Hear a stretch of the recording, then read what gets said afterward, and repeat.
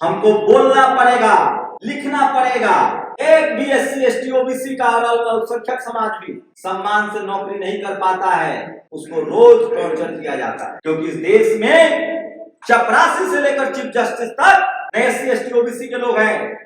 सिर्फ जातिवादी मनुवादी लोग दिमाग में लिए बैठे हैं और हमें न्याय नहीं मिलता है। जब भगवान वाल्मीकि हमारे हैं, जब रामायण उन्होंने लिखी, तो खोजिए उनको जिसने हमारे हाथ में झाड़ू पकड़ाई। हमारे हाथ में तो कलम होना चाहिए था। तो कौन है जिसने भगवान वाल्मीकि के वंशजों के हाथ में कलम हटा के झाड़ू पकड़ाई? ढूंढना पड़ेगा ना। वो झाड़ू पकड़ाने वाला जातिवादी और मनुवादी है। हम बुद्ध को मानने वाले लोग हैं, हमें किसी से नफरत नहीं है, हम बराबरी चाहते हैं। आज आप जमीन नहीं खरीद सकते हैं, सम्मानजनक तरीके से शादी ब्याह नहीं कर सकते हैं, एक वोट का अधिकार न होता और हमारी संख्या न होती, कोई निर्दयी बेईमान लोग हमें इंसान ही नहीं समझते हैं। सम्मान देने की बात तो दूर है। आप सफाई कर्मचारी हैं तो आपके साथ जातिवाद नहीं होगा। अब जातिवाद उनके साथ हो रहा है जो कलेक्टर बन रहे हैं, SP बन रहे हैं। आप जाइए आज और एक दुकान लेके देखिए बाजार में, आपकी जाति पूछी जाएगी। ये लोग की पॉलिसी है कि जो घोड़ा चना खा सकता है उसको घास दो, और जो घोड़ा दांत नहीं है उसको चना दो। ये फ्रूट डालो और राज करो, अंग्रेजों की नीति नहीं थी, ये जातिवादी मनुवादियों की नीति। मैं ये दावे के साथ कह सकता हूँ कि हमारे बाप दादा, उनके बाप दादा इस देश में जब जाति कुव्यवस्था और मनुवादी कुव्यवस्था थोप दिया गया, आदमी आदमी में भेद हो गया, हमको पढ़ने लिखने, व्यापार, बिजनेस ऊंच नीच में बांध दिया गया। था नहीं, ये कर दिया गया। कुछ लोगों ने अपने स्वार्थ में किया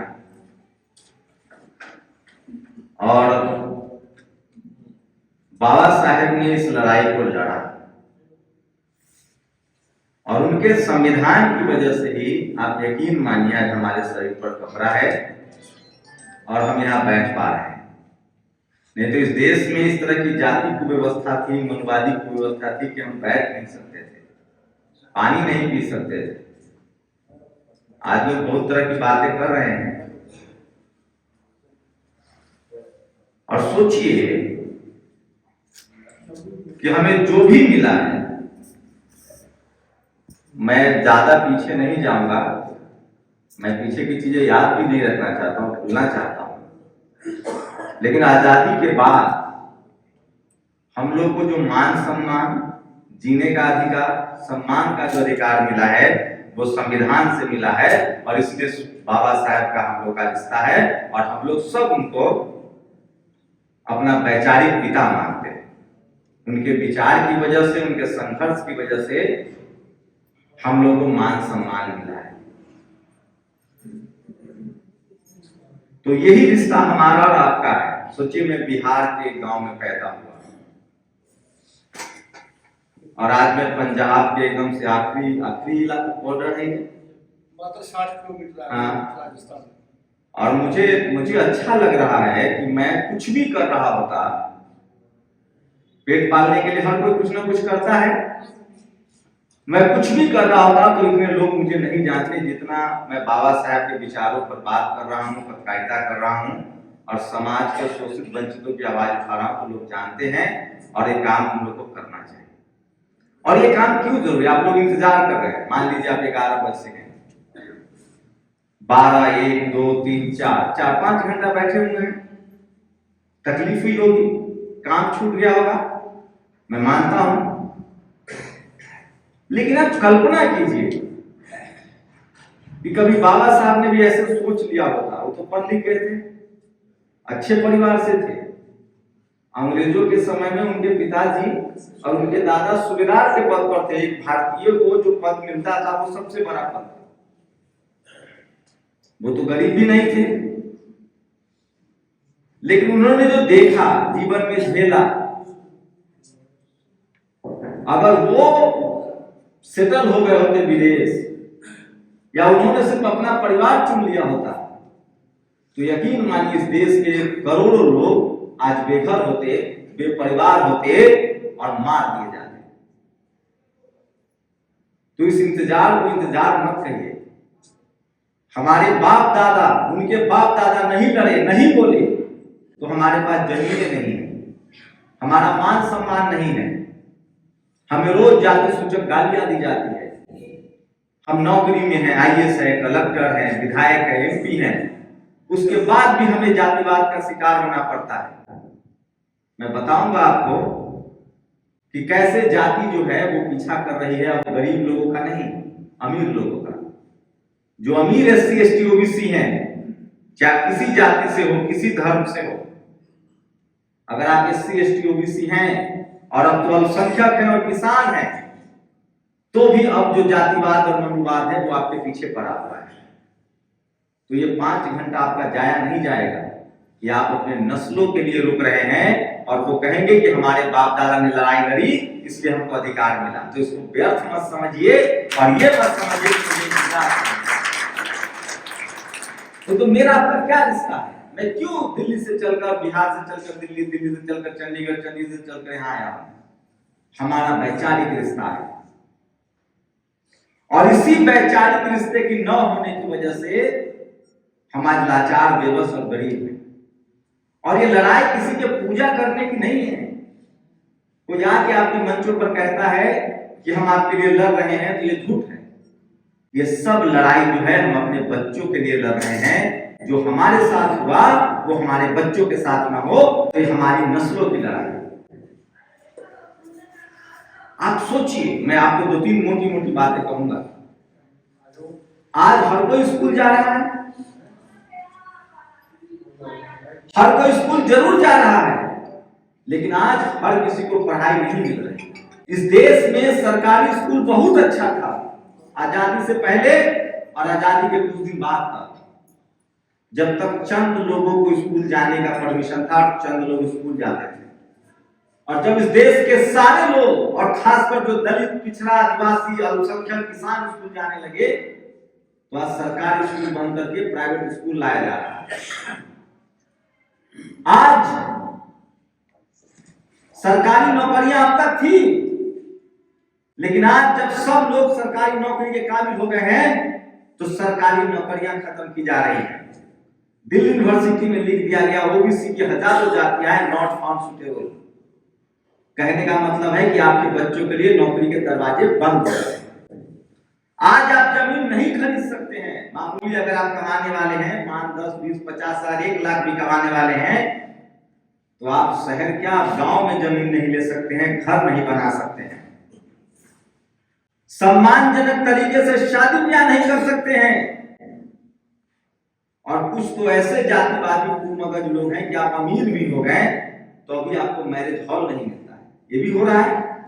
लेकिन मैं बात करूंगा कि ये लड़ाई सम्मान की है, अपने बच्चों के भविष्य की है, और इसलिए बैठना जरूरी है, बोलना जरूरी है, कन्या से लेकर कश्मीर तक घूमना जरूरी है, और लोगों को वोट की अहमियत समझाना जरूरी है। आप सोचिए, आप कल्पना कीजिए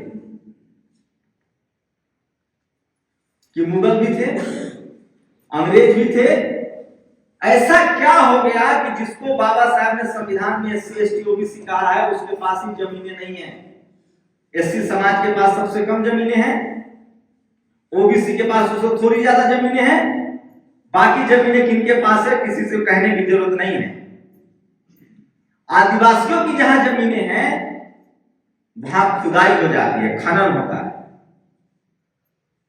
और जो पंजाब की समस्या है मैं उस पर ही बोलूंगा, मैं भागूंगा नहीं। ये वर्गीकरण किनकी साजिश है और ये कैसे भाई में भाई को लड़ाएंगे। और मुझे बहुत खुशी है कि वाल्मीकि समाज के लोगों में जागरूकता आई है, और मैं चाहता हूं उनको नौकरियां दे, और अब इनके साथ गद्दारी नहीं कर पाएंगे। अगर ये नौकरी नहीं देंगे तो वो आंदोलन करेंगे। और जब हमारा ये भाई जो सबसे मजबूत कौम है, मार्शल कौम है, ये जब खड़ा होगा तो इनकी बेईमानी पकड़ी जाएगी। ये किसी के आरक्षण देने के पक्ष में नहीं है। इन्होंने अपनी नस्लों को आरक्षण दे दिया 10% इकोनॉमिक वीकर सेक्शन का। आज भी सुप्रीम कोर्ट के जज नरीमन ने कहा है कि ये संविधान को सिर के बल खड़ा करना है, उलटना है। तो जिसके साथ भेदभाव नहीं हुआ, जिसके साथ छुआछूत नहीं हुआ, जिसके साथ कोई अन्याय नहीं हुआ, आरक्षण उसके लिए नहीं था। और जिसकी आबादी ही 10% है, आपने उसको 10% आरक्षण दे दिया। ये सब इसलिए हो रहा है कि बाबा साहेब के नाम पर जो चुन के लोग जा रहे हैं, कहीं ना कहीं वो अपने समाज के लोगों को भूल गए हैं। उनका अपना पेट इतना बड़ा हो गया है, या फिर हम लोग चुनने में गलती कर रहे हैं। हम लोगों को सड़क का नेता चुनना पड़ेगा जो संघर्ष कर रहा है। आप सोचिए, ये लड़ाई हमारे बच्चों की है। आप लोग समझ लीजिए, आप लोग पंजाब से हैं। पंजाब में हमारे लोग जो विदेश जाते हैं वो अमीर हो जाते हैं, यहां रह जाते हैं वो गरीब हो जाते हैं। क्यों? क्योंकि विदेशों में उनको मान सम्मान मिलता है, सम्मानजनक पैसा मिलता है, और यहां नहीं मिलता है। और यहां क्या हुआ? जाति के हिसाब से काम बना दिया गया। ये बकरी पालेगा, ये सफाई करेगा, ये चमड़े का काम करेगा, ये खेती करेगा, और उन कामों में पैसा नहीं, मान सम्मान नहीं, और पढ़ाई लिखाई से रोक दिया गया। और नतीजा, हम लाचारी, बेबसी और गरीबी में चले गए। ये किसी भगवान का किया नहीं है। इसी देश पर जिनको हम जातिवादी, मनुवादी कहते हैं, उन लोगों ने हमें जातियों में बांट दिया, ऊंच नीच में बांट दिया, और ऐसे काम हमारे हिस्से में कर दिया, और पढ़ाई लिखाई से रोक दिया। दुनिया भर में खेती होती है, दुनिया भर में चमड़े का काम होता है, लोहे का काम होता है, लकड़ी का काम होता है, सफाई कर्मचारी भी है, लेकिन उनके साथ भेदभाव नहीं होता है। मान सम्मान है, पैसा है, और उनकी जिंदगी बेहतर होती है, और फिर उनका बच्चा नौकरी करना शुरू करता है। वाल्मीकि समाज के साथ कितना बड़ा धोखा हुआ। एक बिहार के नेता थे बाबू जगजीवन राम। उन लोगों ने फैसला किया कि सफाई कर्मचारियों की नौकरी पक्की होगी। सबसे ज्यादा दलित समाज के लोग सफाई कर्मचारी थे। यही सच्चाई है। उनको सरकारी नौकरियां मिली, उनकी तनख्वाह 40-50 हजार रुपए हो गए, तो वो अपने बच्चों को पढ़ाने लगे, एसपी, कलेक्टर, डीएम बनने लगे। इन जातिवादियों ने कहा कि अरे ये तो पढ़ लिख जाएगा, नौकरी कर लेगा, तो उन्होंने सफाई कर्मचारी की नौकरी को प्राइवेटाइज कर दिया। अब प्राइवेट में आपको 15,000 पर दस्तखत करवाएगा, 10,000 रुपया देगा। अब 10,000 में आदमी खाएगा क्या, बच्चों को पढ़ाएगा क्या, घर कहां से बनाएगा? उसका बाप दादा भी सफाई कर्मचारी, उसका बच्चा भी सफाई कर्मचारी रह जाएगा। इसीलिए सबको स्कूल नहीं जाने दिया जा रहा, इसीलिए आपको बिजनेस नहीं करने दिया जा रहा। ये बड़ी साजिश है। विद्या बिन गति गई, हमारे महापुरुषों ने कह दिया है, विद्या बिन गति गई, गति बिन मति गई, मति बिन नीति गई, नीति बिन व्यापार गया, और व्यापार बिन हम शूद्र हो। बाबा साहेब का संविधान न होता, एक वोट का अधिकार न होता, और हमारी संख्या न होती, तो ये निर्दयी बेईमान लोग हमें इंसान ही नहीं समझते हैं, सम्मान देने की बात तो दूर है। और मैं कह रहा हूं, ये सब पुरानी बातें नहीं है, आज भी हो रहा है। अब बता रहा हूं, अब जातिवाद कहां हो रहा है।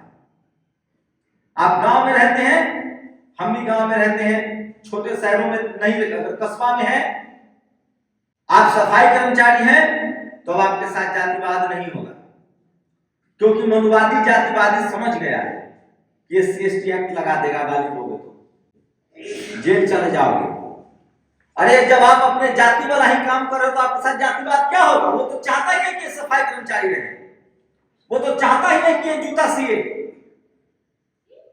आप ड्राइवर बन जाइए, उसका सब्जी बेचिए, उसकी जी हुजूरी कीजिए, आपको कहेगा आप तो बहुत अच्छे आदमी हैं।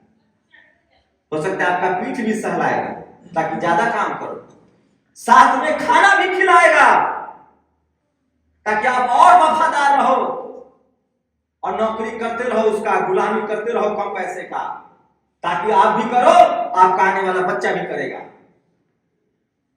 आपका अगर वो सगा होता, तो अगर वो 1 लाख रुपया कमा रहा है, तो ड्राइवर को 50,000 देता, तब आपके बच्चों का भविष्य बनेगा। तो आपको कहा जा रहा है कि तुम सस्ते मजदूर बन जाओ, तुम ड्राइवर बनो, अपने बेटा को पढ़ाओ लिखाओ नहीं। अब जातिवाद उनके साथ हो रहा है जो कलेक्टर बन रहे हैं, SP बन रहे हैं, DM बन रहे हैं। आप जाइए आज और एक दुकान लेके देखिए बाजार में, आपकी जाति पूछी जाएगी। आप जाइए, आप एक बढ़िया घर लेके देखिए, अगर पैसा कमा लिया है तो आपकी जाति पूछी जाएगी। अब यूपी में हुआ, मुसलमानों के साथ यही हो रहा है, उनको भी अछूत बना दिया गया है। यूपी में एक मुसलमान ने पैसा लेके घर खरीद लिया तो कहा कि नहीं रहने देंगे, और हम लोग के साथ 2000 सालों से हो रहा है। जब सम्राट अशोक का राज गया, जब बुद्धमय भारत को बदल दिया गया, तब से हमारे साथ हो रहा है। हम लोग इस देश के राजा थे, ये छुपा हुआ बात नहीं है। आज हर जाति को ये जातिवादी मनुवादी लोग एक भगवान थमा रहे हैं। अरे हमें कलम पकड़ना पड़ेगा, स्कूल कॉलेज जाना पड़ेगा। और ये वर्गीकरण क्यों किया है? क्योंकि पूरे देश नहीं, पूरी दुनिया में SC ST OBC के लोग एकजुट हो रहे थे। और पंजाब के, हरियाणा के वाल्मीकि समाज के लोग जो देश विदेश में बैठे थे वो आंदोलन चला रहे थे, सबसे मजबूती से लड़ रहे थे ये लोग। इनको बांटा गया है और मैं खुश हूं, सारे वाल्मीकि समाज में मैसेज चला गया है कि हमको रिजर्वेशन लेना है। अरे ठीक है, हमको ना तो हमारे भाई को बनाओ तो कलेक्टर SP, तब पता चलेगा। ये इनको भी नहीं देगा, लिख लीजिए। ये लोग की पॉलिसी है कि जो घोड़ा घास खा सकता है, चना खा सकता है, उसको घास दो, और जो घोड़ा दांत नहीं है उसको चना दो। मैं चाहता हूं कि वाल्मीकि भाई पढ़े लिखे आगे आए और जाए नौकरी ले। ये इनके साथ भी भेदभाव करेगा और तब इन पर देखिएगा, इनके खिलाफ विद्रोह करेंगे। हमें आपस में नहीं लड़ना है। अगर ये मनुवादी जातिवादी व्यवस्था ने अगर बांट दिया है भाई भाई को, हम लोग दो घर का खेल समझिए। हम लोग 2 भाई होते थे, घर में आपस में दोनों भाई लड़ते थे, और जो फैसला करता था, बंदर वाली कहानी, 2 बिल्ली लड़ रही है, रोटी बंदर खा रहा है। ये हम दोनों भाई को लड़ाकर, और न SC समाज में किसी जाति को लोग नौकरी नहीं देना चाहते। अरे OBC को नहीं दे रहा है, लोग 27% रिजर्वेशन है। ये इसलिए किया गया है कि SC के समाज के लोग, बिहार हो, यूपी हो, पंजाब हो, लंदन हो, अमेरिका हो, एकजुट हो गए थे। अब कहीं किसी पर हाथ उठाए, बहन वाल्मीकि का रेप हुआ यूपी में, वहां पूरा समाज एक साथ था। या रोहित वेमुला की हत्या हुई, पूरा समाज एक साथ था। डॉक्टर रितु की नौकरी गई, समाज एक साथ था। लक्ष्मण यादव की नौकरी गई, देश जान रहा था। ये फूट डालो और राज करो अंग्रेजों की नीति नहीं थी, ये जातिवादी मनुवादियों की नीति है। और ये लड़ा रहे हैं हमें, लेकिन हमें लड़ना नहीं है। हमें खुश होना है कि हमारे हिस्से का ही नौकरी अगर हमारे भाई को मिल रहा है तो भी अच्छा है। हम चाहते हैं कि जो भाई हमारा पीछे छूट रहा है वो आए स्कूल कॉलेज और ले नौकरियां। और तब देखिएगा, जो आदमी सुई भर जमीन नहीं देगा वो नौकरी देगा किसी को? नहीं देगा। इसलिए लड़ना नहीं। मैं पंजाब में इसलिए खास कर ये बात बोल रहा हूं क्योंकि यहाँ वाल्मीकि समाज के लोग बहुत स्ट्रांग हैं, उनकी संख्या है, पढ़े लिखे हैं, और वो इस बात को समझते भी हैं। और वो चाहेंगे तो पंजाब में उनकी सत्ता होगी, सरकार होगी। और मैं फिर कह रहा हूं, हम लोग हर काम जानते हैं। नाला हम साफ करते हैं, घर हम बनाते हैं, फैक्ट्री में हम मजदूरी करते हैं, खेत हम जोतते हैं, हर मेहनत का काम हम लोग करते हैं। उसके बाद भी गरीब हैं क्योंकि हमको जबान चलाना नहीं आता है, मुंह चलाना नहीं आता है। हमको बोलना पड़ेगा, लिखना पड़ेगा। हमारे पास टीवी अखबार नहीं था, अब सोशल मीडिया है, यूट्यूब है, फेसबुक है, ट्विटर है, उस पर बात करना पड़ेगा। और इस जातिवाद और मनुवाद के खिलाफ लड़ाई लड़नी पड़ेगी। और अब ये लड़ाई हम जैसे लोगों को लड़नी पड़ेगी, डॉक्टर रितु जैसे लोगों को लड़नी पड़ेगी जो पढ़ लिख के यूनिवर्सिटी गए हैं, कॉलेज गए हैं। क्योंकि अब जातिवाद गरीबों के साथ नहीं हो रहा है। जब आप SP DM कलेक्टर बन जाएंगे, जज बन जाएंगे, तब आपके साथ जातिवाद होना शुरू होगा। जितने लोग नौकरी कर रहे हैं उनसे जाके पूछिए, एक भी SC ST OBC का और अल्पसंख्यक समाज भी सम्मान से नौकरी नहीं कर पाता है। उसको रोज टॉर्चर किया जाता है, उसका CR खराब किया जाता है, उस पर जांच बैठाई जाती है। एक SC समाज के कोलकाता हाई कोर्ट के जज जस्टिस कर्नल को जेल में डाल दिया गया। सबको पता है ना, राष्ट्रपति के साथ हमारे साथ क्या हुआ पता है ना। एक भी SC ST OBC का सांसद MP MLA सबसे मिलता हूं, सब डरा सहमा रहता है, क्योंकि इस देश में चपरासी से लेकर चीफ जस्टिस तक न वाल्मीकि है, न रविदास है, न यादव है, न कुर्मी है, न कुशवाहा है, न SC ST OBC के लोग हैं। सिर्फ जातिवादी मनुवादी लोग दिमाग में लिए बैठे हैं और हमें न्याय नहीं मिलता है। जिस दिन सारे पदों पर वाल्मीकि समाज के लोग भी बैठ जाएंगे, इस देश में न्याय होने लगेगा, क्योंकि उनके खून में बेईमानी नहीं। हमारा कोई भाई चला जाए SC ST OBC अल्पसंख्यक, न्याय होना शुरू हो जाएगा। वाल्मीकि समाज के लोग हमारे बच्चों के साथ अन्याय नहीं करेंगे, मैं लिख के दे सकता हूं। इस देश में सारा अन्याय का जड़ जातिवाद और मनुवाद है। सिखों का नरसंहार हुआ, उसके पीछे भी जातिवादी मनुवादी थे। SC ST OBC का नरसंहार होता है, लोग मारे जाते हैं, FIR नहीं होता है थाने में। हमारी बहन बेटी के साथ रेप हो जाए तो FIR नहीं हो सकता है आपका। क्यों? क्योंकि थाने में आपके लोग नहीं है, हाई कोर्ट सुप्रीम कोर्ट में आपके जज नहीं है, और आपकी खबरें नहीं चलती है क्योंकि मीडिया में आपके पत्रकार नहीं है। ये जातिवादी देश है। इसीलिए हम लोग को अपना बाबा साहब ने हमको इस देश में हमको जाति में बांट दिया गया था। बाबा साहब ने हमको जाति से हटाकर SC ST OBC कहा है। SC में हजारों जातियां हैं, ST में हजारों जातियां हैं, OBC में हजारों जातियां हैं। हम जाति को लेकर नहीं चलेंगे। जब SC ST OBC जब संविधान वाला नाम लेकर चलेंगे, तभी वोट की ताकत से हम सत्ता में आएंगे। और जब तक हम सत्ता में नहीं आएंगे, तब तक हमारा भविष्य नहीं बदलेगा। और हम सत्ता में आ सकते हैं क्योंकि हमारी संख्या ज्यादा है, हमारे पास वोट है।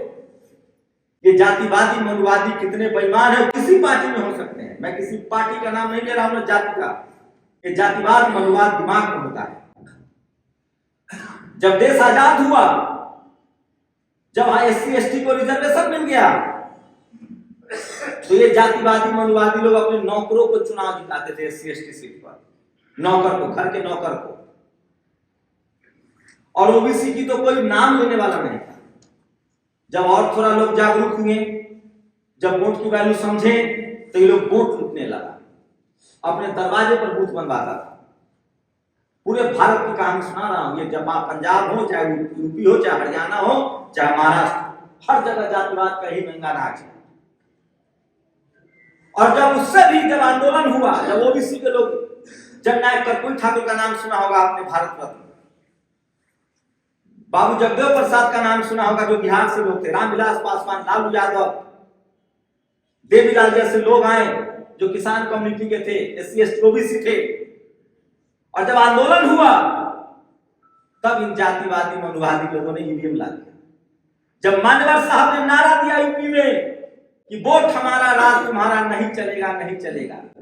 जब मान्यवर साहब ने कहा कि जिसकी जितनी संख्या भारी उसकी उतनी हिस्सेदारी, तभी लोग EVM लेके आ गए। तो ये डाल डाल है, पात पात है। ये बहुत जातिवादी लोग हैं। मैं चाहता हूं कि इन्होंने वर्गीकरण किया है तो हमारे वाल्मीकि समाज के भाइयों को जो रिजर्वेशन हिस्से में गया है वो सब भरे।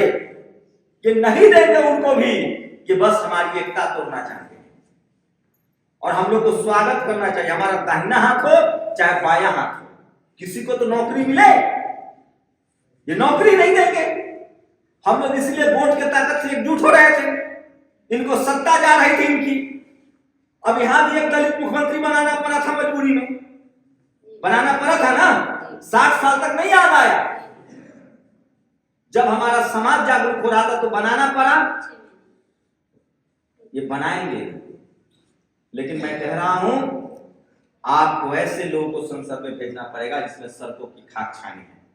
आपको नया कांसीराम बनाना पड़ेगा, आपको नया लालू यादव लाना पड़ेगा, आपको नया जननायक कर्पूरी ठाकुर लाना पड़ेगा, नया जगदेव प्रसाद बनाना पड़ेगा। और ये लड़ाई संविधान से लड़ी जाएगी, वोट से लड़ी जाएगी। और इसके लिए आप सब लोग यहाँ बैठे हैं, अपने बच्चों को घर में सिखाना पड़ेगा, अपने समाज में बात करनी पड़ेगी नहीं तो मेहनत मजदूरी तो हमारा बाप दादा भी करता था, उसका बाप दादा भी करता था, मर गया। अब पूजा पाठ भी करता था तो मर गया, कुछ नहीं मिला हमें जो भी मिला है वो बाबा साहब के संविधान से मिला है। क्या इसमें कोई शक है? हमारा मान सम्मान कैसे मिला, नौकरी कैसे मिली, कपड़ा कैसे आया, आज हम कहीं घर कैसे बना सकते हैं? क्योंकि भारत का संविधान लागू है। और सोचिए, जब आज संविधान लागू है उसके बाद भी हमारे लोग जेल में सड़ रहे हैं, हमारे पढ़े लिखे लोगों के साथ अत्याचार हो रहा है। तो कल्पना कीजिए जब संविधान नहीं होगा तब क्या होता होगा।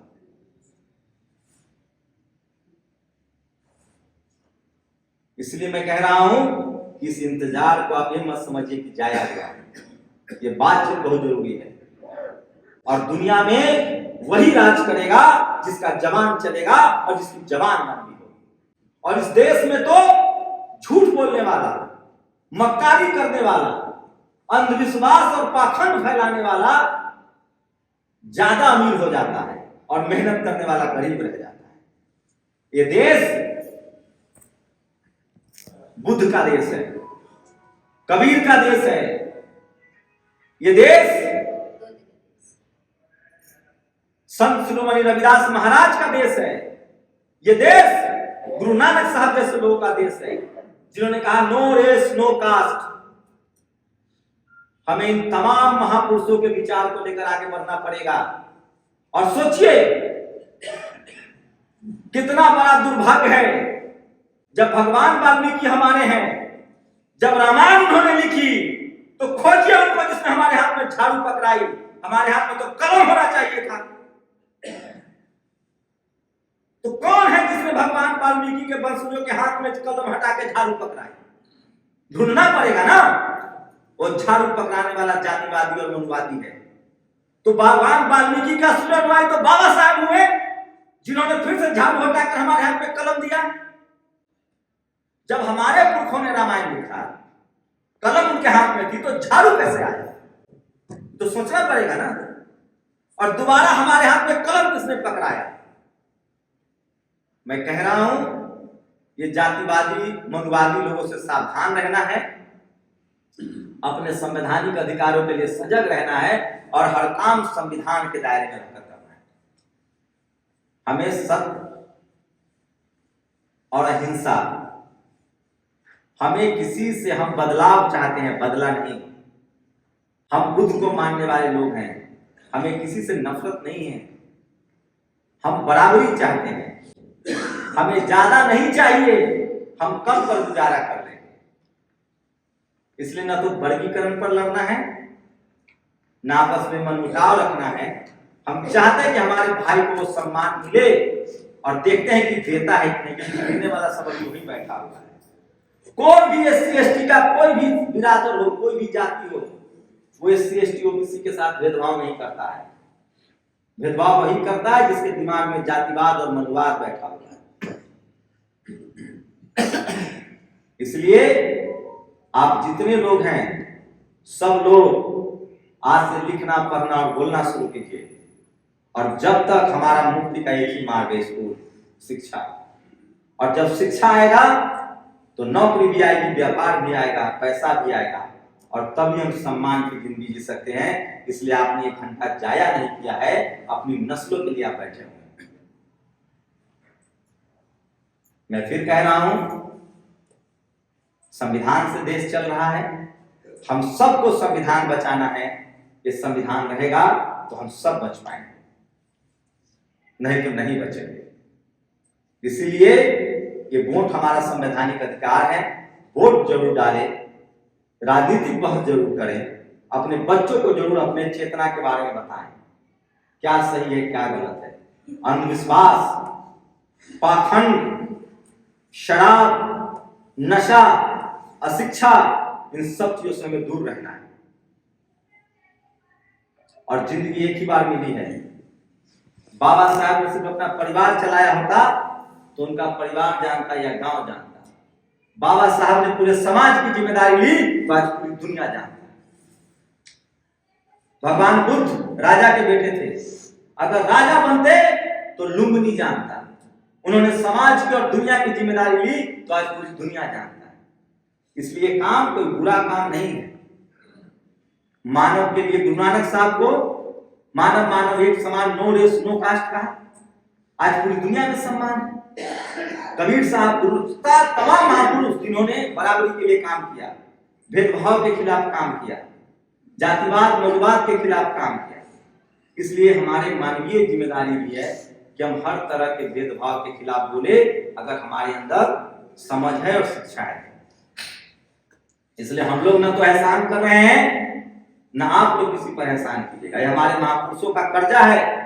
उन्होंने लड़ाई लड़ी तो हम आज हैं, हम लड़ेंगे तो हमारी नस्लों का भविष्य बनेगा। इसलिए रोज राजनीतिक चर्चा कीजिए अपने घरों में, सामाजिक चर्चा कीजिए, आर्थिक चर्चा कीजिए कि हमारा, और सुन लीजिए, 3 ही चीज जीवन में अमूल्य है और सब धोखा है। पहला अपना स्वास्थ्य, दूसरा समाज, मानवीय समाज, और तीसरा संपत्ति तो आएगी आएगी। नहीं तो अगर आप समाज के तौर पे बटे हुए रहेंगे तो ये व्यवस्था आपकी संपत्ति, जातिवादी मनोवादी व्यवस्था में संपत्ति लूट लिया जाएगा। आप नहीं सेफ रह सकते हैं, नहीं सुरक्षित रह सकते। इसलिए हमें एकजुट रहना है, साथ रहना है और संविधान के दायरे में रहकर बात करनी है। बाकी आप सब लोग जो यहाँ हैं वो समझदार लोग हैं, जागरूक लोग हैं, और हमें ये लंबी लड़ाई है, लड़नी पड़ेगी। हमारे नस्लें जब तक पढ़ लिख नहीं जाएंगी तब तक कि गरीबी के कुचक्र से नहीं निकल सकते। और ये लड़ाई सिर्फ और सिर्फ सम्मान के लिए है और गरीबी से निकलने के लिए है।